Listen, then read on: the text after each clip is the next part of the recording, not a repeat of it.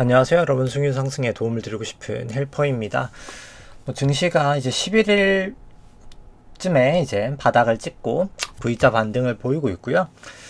그래서 조금 이따 한번 보면서 과연 이제 계속 갈 수 있을지 이제 이 부분을 한번 보도록 하겠습니다. 그래서 일단 전반적으로 오늘 상대 강도부터 살펴보면 결국 비트코인이든 미국 증시든 그냥 국내 섹터든 금이든 다 이제 코스피 200 대비 언더하고 있고, 결국 전기전자랑 결국 지수 정도 지주회사들이 제조업에 들어가 있기 때문에 그 정도가 지금 시장을 아웃퍼폼하고 있다라고 볼 수 있겠습니다. 그 외에는 다 언더퍼폼을 하고 있다라고 볼 수 있겠습니다. 그래서 전기전자가 계속해서 아직까지는 강하다라고 볼 수 있겠습니다. 그 외의 섹터는 여전히 너무나 약하다. 시장을 계속 못 따라가고 있다라고 볼 수 있겠죠. 결국 코스피 대비 이만큼밖에 오르지 못했다. 그러니까 상대적으로 덜 올랐다라는 의미입니다. 이제 코스피가 100 정도 올라간다고 쳤을 때 이거는 이만큼밖에 못 올라간다. 이제 그런 의미라고 보시면 될 것 같습니다. 그 다음에 이제 수급 쪽 살펴보면은 이제 S&P 상업용 순 포지션 같은 경우에는 여전히 롱 포지션이지만 롱 포지션이 조금 감소를 했고요.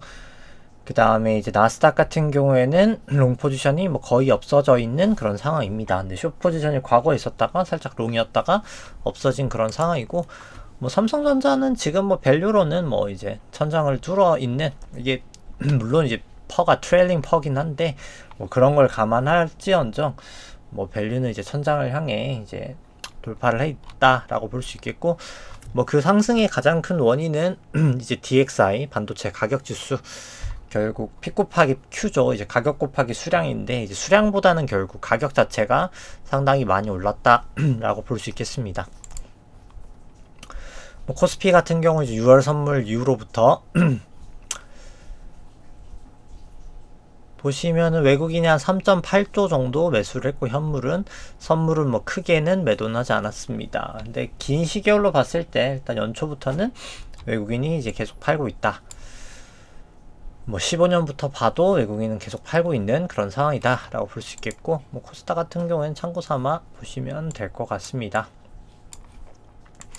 일단 신용잔고 같은 경우에는 한 1조 정도까지는 아니고 한 7천억 정도 증가하면서 한 37.4조 정도 기록을 하면서 아주 높은 수치를 계속해서 유지를 하고 있다라고 볼 수 있겠습니다. 그래서 트레이딩 뷰에 없는 것만 일단 한번 보도록 하죠. 좀 이따 이제 트레이딩 뷰에 있는 거 보도록 하고, 코스피 안에 있는 내재 변동성이 94까지 찍었다가 좀 상당히 내려왔습니다. 이제 보통은 증시가 떨어질 때 변동성 지수가 높아지는데, 이번에는 증시가 이제 올라갔는데도 변동성 지수가 높아지는 이상한 증시였었고 사실 건강한 증시는 아니긴 합니다. 사실 빅스도 마찬가지로 높아졌다가 최근에 조금 내려왔다라고 볼 수 있겠고, 필라델피아 같은 경우에 이제 어제 좀 큰 폭으로 하락을 했었죠. 이제 IT 이제 AI 쪽이 많이 빠지면서 좀 큰 폭으로 하락을 했었습니다. 니케이 같은 경우에 또 역으로 사상 최고치를 좀 기록을 했고, 오늘도 이제 금리를 올리긴 했습니다만 올리기도 하고, 상대적으로 지금 아시아권에서 계속 조금 매파적으로 금리를 조금 올린다는 뉘앙스를 주고 있어서 금리는 조금 올라가는 추세긴 합니다만, 중장기적으로는 일단 증시는 일단 그래도 조금 화답하면서 마무리는 되긴 했습니다. 유로 같은 경우에도 최고치를 갱신을 했었고요.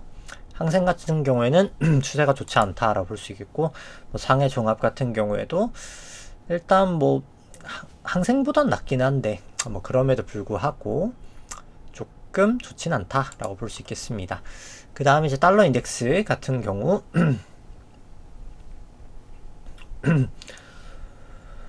보시면은 일단 다 상향하고 있죠. 지금 중국 추세 같은 경우는 일단 좀 올라가고 있는 추세다라고 볼 수 있겠고, 이제 달러원 같은 경우에도 결국 기준선에서 지지를 하냐 마냐가 중요할 것 같습니다. 위안화 계속해서 강세를 보이고 있고, 나머지는 다 트레이딩 뷰에 있으니까 한번 그거로 보도록 하죠. 그래서 다시 한번 돌아와서 이제 나스닥으로 살펴보면은 일단 뭐 추세는 올라와 있죠. 기준선 올라가니까 추세는 위지만 TSR 이제 결국 이평의 기울기가 좋진 않다. 그래서 아직까지는 좀 롱으로 보기에는 부족한 면이 있다라고 볼 수 있겠고, S&P도 마찬가지지만 S&P는 오늘 그래도 다시 기울기가 플러스 됐으니까 상방으로 볼 수는 있겠지만 일단 기본적으로 확정봉 보고, 그러니까 봉 마감 보고 들어가는 게 더 맞기는 합니다. 그래서 기본적으로 저는 이제 뭐 1시간 봉 이렇게 보는 게 더 맞다고는 보여주고요. 일단 아직까지 1시간 봉으로는 여전히 하방이다 라고 볼 수 있겠습니다. 이제 일단 뭐 다음부터는 계속 다 일봉으로 보긴 하죠. 어차피 지금 데이 트레이딩 하는 관점은 아니니까. 그래서 코스피 같은 경우에는 일단 다시 그래도 플러스로 돌아서긴 했습니다. 그래서 이게 유지가 되면 계속 가는 거고, 아니면 이제 바로 팔면 되는 거겠죠. 그 다음에 이제 코스닥 같은 경우에도 근데 기준선 방향이 여긴 좋진 않아서 사실 추세적으로 간다라고 말하기엔 좀 부족합니다. 추세가 훨씬 더 세기 때문에, 그러니까 기준선 방향이 지금 내려오고 있다는 얘기입니다. 니케이 같은 경우에도 기준선 방향이 위고 속도도 위니까 뭐 이건 그래도 상방으로 볼 수 있겠다로 볼 수 있겠고, 닥스거든요. 이제 닥스 같은 경우에는 기준 방향도 위고 속도도 오늘자로는 조금 올라가고 있으니까 그래도 좀 상방은 볼 수는 있겠다라고 볼 수 있겠습니다. 유로스탁스도 마찬가지고요. 골드 같은 경우에는 기준선 방향이 미치지만 속도는 위니까 두 개가 조금 다르게 하고 있으니까 이럴 때 그냥 중립적이다라고 볼 수 있겠고, WTI 같은 경우에는 기준선 방향도 미치고 속도도 내려가고 있으니까 하방이다라고 볼 수 있겠습니다. 뭐 비트코인 같은 경우에도 추세도 미치고 근데 속도는 또 위기 때문에 이건 또 좀 관망을 좀 하는 게 맞을 것 같죠. 그 다음에 이제 종목들 살펴보면 일단 삼성전자 살펴보면 삼성전자 같은 경우에도 이제 추세는 위인데 속도까지 다시 위로 왔으니까 사실 산다고 하면은 오늘 속도 돌아갈 때 그때 매수를 하고 다시 속도 꺾이면 바로 손절하는 게 맞겠다라고 볼 수 있겠고, 여기도 똑같습니다. 이제 하이닉스도 속도가 다시 올라왔으니까 뭐 오늘 장중에 사실 살 수 있었다라고 볼 수 있겠습니다. 근데 이제 내일 다시 만약에 하방으로 꽂는다라고 하면서 여기가 다시 이제 하방으로 꺾이면 그때는 이제 다시 또 정리를 해야 되겠죠. 이제 그런 모습이다라고 보여지고, 그 다음에 현대차 같은 경우에는 일단 속도가 좋지 않습니다. 애플 같은 경우도 속도가 좋지 않습니다. 마이크로소프트 같은 경우에도 속도가 좋지 않고 여긴 추세도 좋지 않고 둘 다 좋지 않고요. 뭐 구글 같은 경우에 이제 알파벳이죠. 알파벳 같은 경우에는 추세는 꺾여 있는데 속도는 올라오고 있어서 그냥 중립적이다라고 볼 수 있겠습니다. 그 다음에 이제 엔비디아 같은 경우에는 추세는 위지만 속도가 꺾이고 있다. 근데 이제 또 기준선 아래다. 뭐 이렇게 볼 수 있겠고요. 테슬라 같은 경우에도 속도도 내려가지만 추세도 미치니까 뭐 더 볼 건 없을 것 같다라고 볼 수 있겠죠. 그 다음에 이제 넷플릭스 같은 경우에도 추세는 미치고 속도는 조금 올라오고 있어서 조금 반등할 수도 있는 초입인가? 이렇게 볼 수 있겠습니다. 왜냐면 또 일봉에 볼린저 두 개가 또 닿기도 했고요. 근데 이제 아직까지는 좀 물증이 없는 거죠. 심증은 있지만.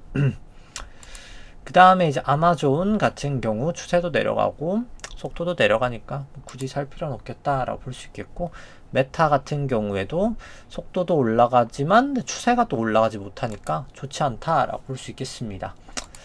그래서 결국은 추세를 어떻게 해야 될까라고 했을 때 추세도 보고 속도도 봐야 됩니다. 이제 거기다가 더 하나 본다고 치면 이제 변동성이 벌어질 때예요. 그래서 볼린저 밴드가 벌어질 때 진입을 해야 좋은 타점에 들어갈 수 있겠다라고 볼 수 있겠습니다. 근데 지금은 그렇지 않다는 거죠. 이제 나스닥으로 보든 코스피, 그나마 이제 코스피 같은 경우에는 밴드는 좀 벌어지고 있긴 합니다. 4 밴드는 모이고 있는데 20 볼린저는 좀 벌어지고 있으니까 그나마 그래도 상방의 가능성이 오늘자로는 열렸다라고 볼 수 있는 거예요. 코스피는.